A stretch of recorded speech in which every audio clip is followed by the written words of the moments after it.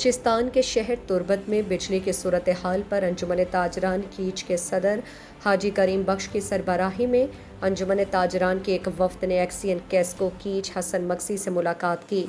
وفد میں حاجی یوسف ناصر، مقبول نعیم، اسلام قاسم، طفیل بلوچ شامل تھے۔ اس ملاقات میں سٹی فیڈر میں لوڈ شیڈنگ اور گول رنگ مارکیٹ کے ٹرانسفارمر کے بارے میں بات چیت کی کہ سٹی فیڈر میں لوڈ شیڈنگ اور وولٹیج کی وجہ سے عید کے سیزن میں کاروباری افراد کو پریشانی اور مالی نقصان کا سامنا ہے۔ ایکسین وابڈا نے خراب ٹرانسفارمر کے بدلے دوسرا ٹرانسفارمر دیا، جبکہ لوڈ شیڈنگ کم کرنے کی مکمل یقین دہانی کرائی۔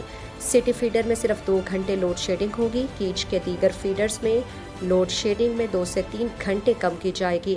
انجمن تاجران کیچ کے صدر حاجی کریم بخش سمیت وفد میں شامل تمام تاجر برادری نے ایکسین کیسکو حسن مکسی کا شکریہ ادا کیا۔ مزید دلچسپ معلومات اور خبروں سے آگاہ ہونے کے لیے Gedrosia point Facebook page, Instagram, Twitter کو فالو اور یوٹیوب چینل کو سبسکرائب کریں۔